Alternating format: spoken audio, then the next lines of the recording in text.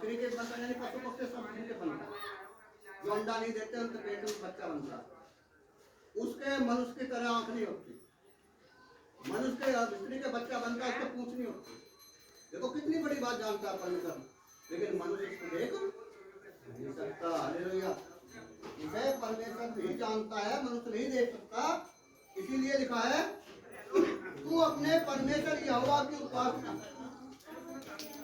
तब वो तेरे अन्न और जल पर आशीष देगा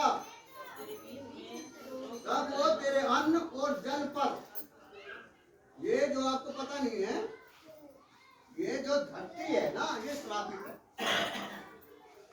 ये मैं आपसे बता दूं ये जो धरती है जो धरती से पैदा होता है सब अशुद्ध होता है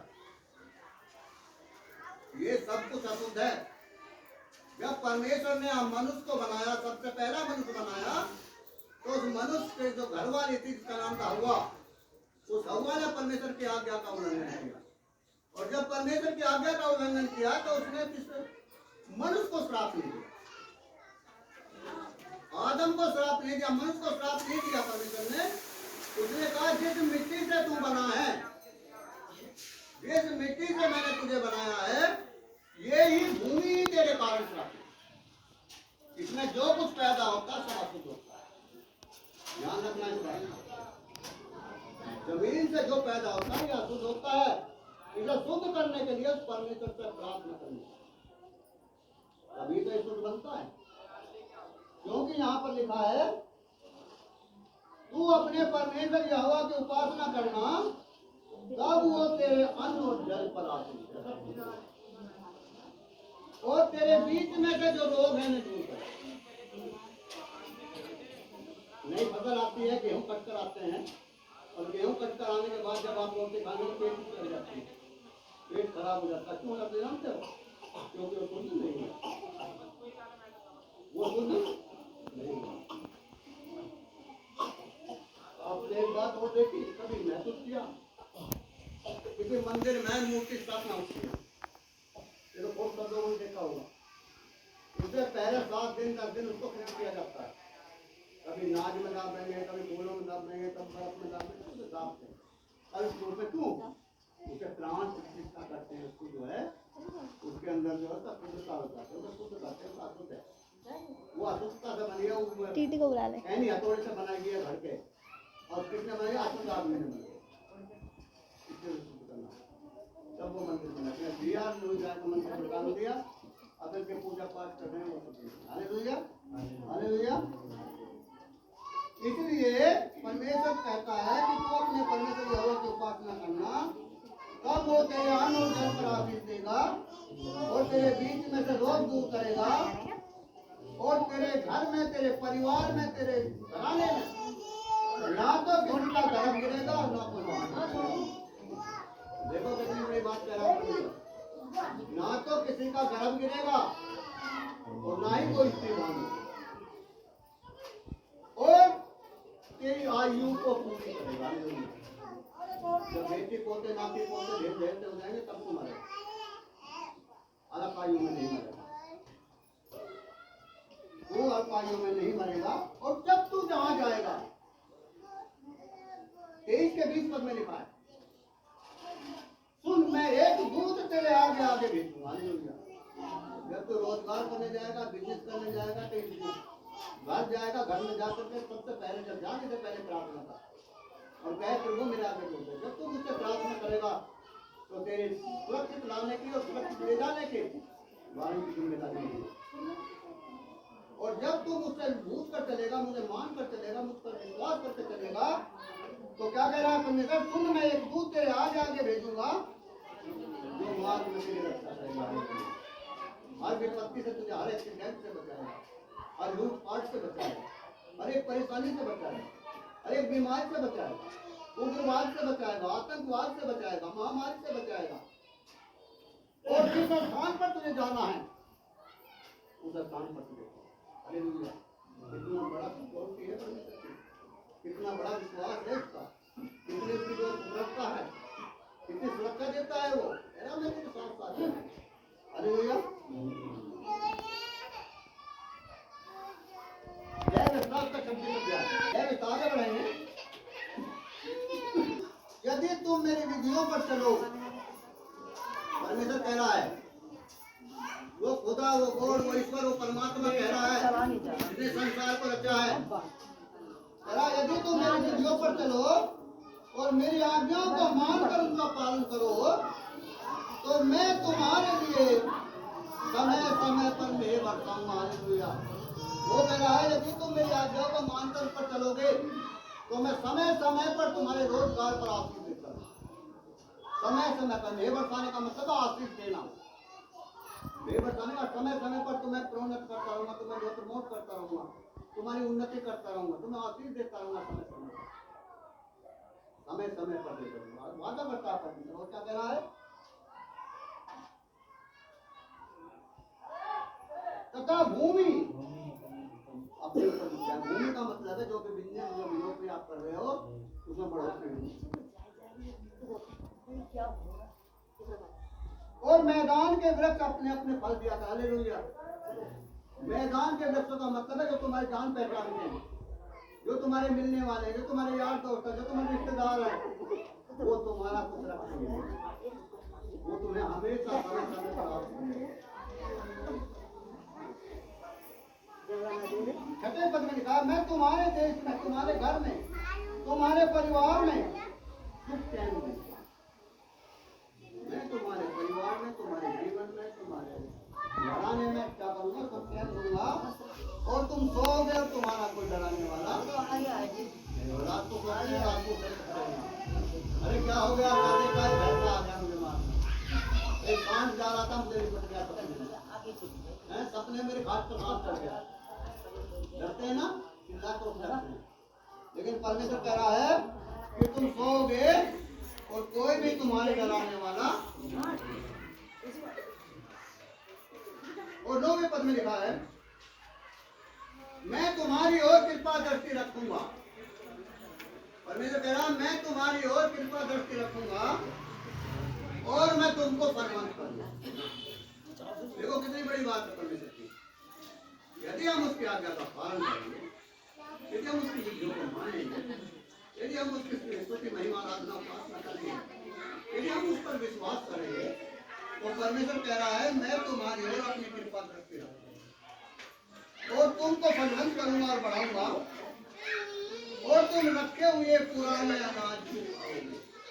तुम्हारे खाते में, तुम्हारे भंडार में, तुम्हारे पॉकेट में, तुम्हारे बैंक मनी में, तुम्हारे अकाउंट में कभी घटी नहीं होगी, वो कभी खाली नहीं होगा, पड़ा रहेगा। ये परमेश्वर का वादा है। ये वो अपने वादे को भूलता है। मनुष्य नहीं है वो। मनुष्य तो कह देगा हाँ भैया शाम को दे दूंगा, कभी कह देगा बात जुगाड़ बनाएंगे। मनुष्य तो कहता है शाम को सुबह आ जाइए दे दूंगा, लेकिन सुबह कहता है कि जुगाड़ बनाई नहीं। ये परमेश्वर है जो कहता है, आपसे मुझसे भी कहता है तेरी बात हाँ की हाँ ना की ना हो, बस हाँ है तो हाँ है, ना है तो ना है। इसलिए परमेश्वर कहता है तुम रखे हुए पुराने अनाज को खाओगे और नए के रहते पुराने को निकालोगे और मैं तुम्हारे बीच अपना निवास स्थान बनाऊंगा और मेरा जी तुमसे घृणा नहीं करेगा और मैं तुम्हारे मध्य चला फिरा करूंगा और मैं तुम्हारा परमेश्वर, मैं तुम्हारे बीच में चलूंगा, मैं तुम्हारा परमेश्वर हूं क्योंकि तुम मेरे आज्ञा का पालन करते हो। भजन संहिता 25 का, तुम घोड़े और खच्चर के समान ना बनो। देखो कितनी बड़ी बात है। क्या बता रहा परमेश्वर? परमेश्वर कह रहा है तुम इधर उधर मत देखो, तुम घोड़े और खच्चर के समान ना बनो। तो समझ नहीं है, तुम तो मनुष्य हो, तुम्हें मैंने मनुष्य बनाया, तुम्हें ज्ञान और बुद्धि दिया, तुम्हें समझ नहीं दिया, लेकिन तुम्हें घोड़े और खच्चर को समझ नहीं थी। तुम घोड़े और खच्चर के समान ना बनो जो समझ नहीं रखते, उनकी उमंग लगाम और रास्ते रोकनी पड़ती है। उनके उन्हें रोकने के लिए क्या लगानी पड़ती है? लगाम। लेकिन मनुष्य को लगाम नहीं है, क्योंकि उसके अंदर माइंड है, सोचने की शक्ति नहीं, तो वे बस में नहीं। दुष्ट को तो बहुत पीड़ा होगी, परंतु जो यहोवा पर परमेश्वर पर भरोसा रखता है वह दया से घिरा।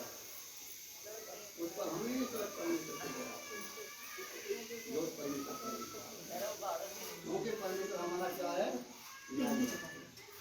आगे लिखा है वचन से क्या ही धन्य है हर एक वो मनुष्य जो परमेश्वर का भय मानता है। क्या ही धन्य है वो पुरुष जो यहोवा का भय मानता है, उनके मार्ग पर चलता है। वो धन्य है। परमेश्वर कहता है जो व्यक्ति, जो पुरुष मेरे वचन को सुनता और मानता है वो धन्य है। जो पुरुष मेरे वचन को सुनता है वो धन्य है, और जो इसे मानता है वो परम धन्य है। इस वचन को सुनो और मानो तो आपका और मेरा जीवन सफल हो जाए। हम अपने कर्मों के अनुसार नहीं, परमेश्वर की दया के अनुसार। मनुष्य अपने कर्मों से नहीं जीतता, ये दिमाग से निकाल देना हमेशा, अब भाई मेरे कर्म ऐसे हैं, मेरे कर्म में अपने कर्मों से जीना नहीं। हम परमेश्वर की दया से जीना, उसकी दया उसका अनुग्रह है। हमारे कर्म हमें स्वर्ग नहीं दे सकते, हमारे कर्म हमें रोटी नहीं खिला सकते, क्योंकि हमारे कर्म नहीं करा,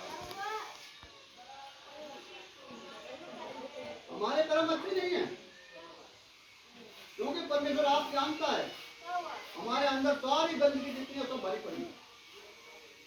मनुष्य के अंदर सारी गंदगियां हैं, स्वच्छ नहीं है मनुष्य, इसलिए कर्म के अनुसार नहीं, हम उस परमेश्वर के दया के अनुसार जीवन। और यहाँ पर लिखा है जब तू उस परमेश्वर पर भरोसा रखेगा तो तू अपनी कमाई को निश्चय खाने पाएगा। देखो कितनी बड़ी बात कह रहा है। जब तू उस पर भरोसा रखेगा, जब तू उस पर विश्वास करेगा, जब तू उसकी आज्ञा का पालन करेगा, जब तू उसकी विधियों को मानेगा, तो तू अपनी कमाई को निश्चय खाने पाएगा। तेरी कमाई को ना तो कोई पुलिस वाला लेकर जाएगा, तेरी कमाई को ना कोई वकील लेगा, तेरी कमाई को ना कोई डॉक्टर लेगा। ये तीन जो स्टाफ में बड़े खराब है। आदमी का सारा जीवन जितना कमाना है झटके में खत्म करना। हॉस्पिटल में चले जाओ, जितना आदमी एक साल में कमाओगे एक दिन में नहीं। लेकिन यहाँ पर मैं तो कहता है तू अपनी कमाई को निश्चय खाने पाएगा, तू धन्य होगा तो तेरा भला होगा। तेरे घर के भीतर तेरी स्त्री फलवंत दाखलता की होगी। तेरे घर के अंदर तेरी स्त्री फलवंत दाखलता की होगी। दाखलता को जानते हो? नहीं जानते? हैं? अंगूर, दाख को अंगूर कहते हैं। अंगूर की बेल कैसी होती है? देखिए कैसी होती है बताओ? गुच्छेदार। उसका क्या है? गुच्छे लगे होते हैं। अंगूर सिंगल नहीं मिलेगा आपको कभी।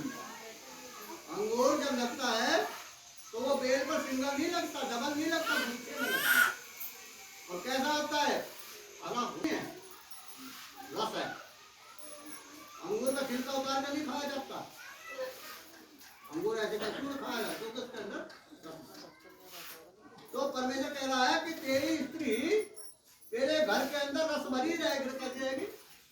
रस भरी, मोटी ताजी। कहीं पर मोटी ताजी को उठाने में दिक्कत होती है, जैसे हमारे भाभी है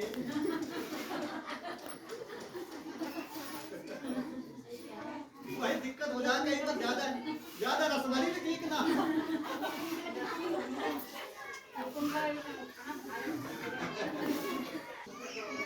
तेरी मेज के चारों ओर तेरे बालक जलपाई के पौधे से उगेंगे। लिखा है तेरे बालक जलपाई के पौधे से होंगे। जलपाई जानते हो?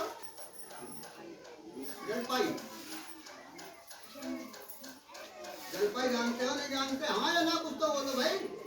नहीं जानते? बोतल में पेड़ लगाया जाए, बीज नहीं लगा, उसके जो जड़ नहीं लगाई जाती ना, ऐसी तुम जलपाई बोलते हो। जो डंडी, जो लकड़ी तोड़ के पानी में डाल दो और वहीं से हरी हो जाती है, उसे जलपाई बोलते। यानी कि उसकी जड़ से हो जाती है, उसे जलपाई का पौधा कहते हैं। इसी प्रकार से परमेश्वर कह रहा तेरे बच्चे जलपाई के पौधे के समान हो।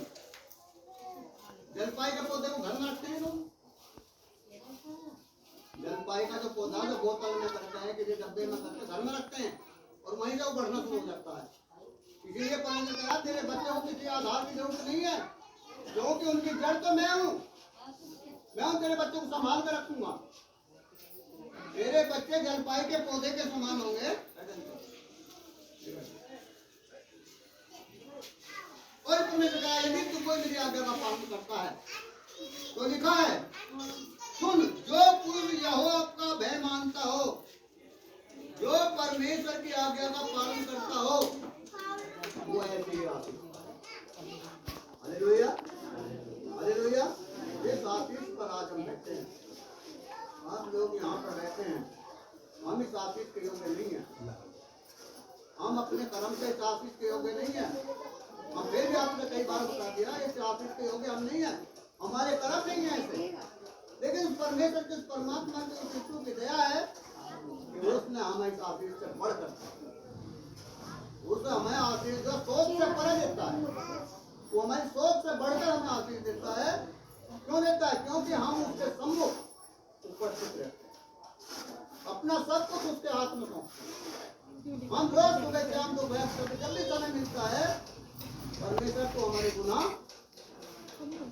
क्यों हम गुनाह करते हैं? और अगर टॉयलेट कर लिया उसने तो हम तो उसमें पापी हैं, पाप से बने हैं, पाप से जन्मे हैं, और वो पाप को क्षमा करने में विश्वास योग्य और हालेलुया। वो कहता है कि यदि तूने पाप भी किए होंगे तो तेरे पाप, परमेश्वर कहता है यदि तू लाल रंग के, तेरे पाप लाल रंग के होंगे तो वो भी ऊन के समान। यदि तेरे पाप अर्धवाणी रंग के भी होंगे तो वे बर्फ के हिम के समान। हालेलुया। अब जब हम उस परमेश्वर पर, परमात्मा पर पूरे रीति से विश्वास, हालेलुया, हालेलुया, तो ये उस परमेश्वर की दया है, जिस परमेश्वर की आशीष है। आज हमने उस परमेश्वर के हाथों में, इसका रखवाला वही है, वो इसकी रखवाली करेगा। Hallelujah, hallelujah. हम तो केवल उसके माध्यम है, हमारे तो उसने पाप और अपराधों को क्षमा किया।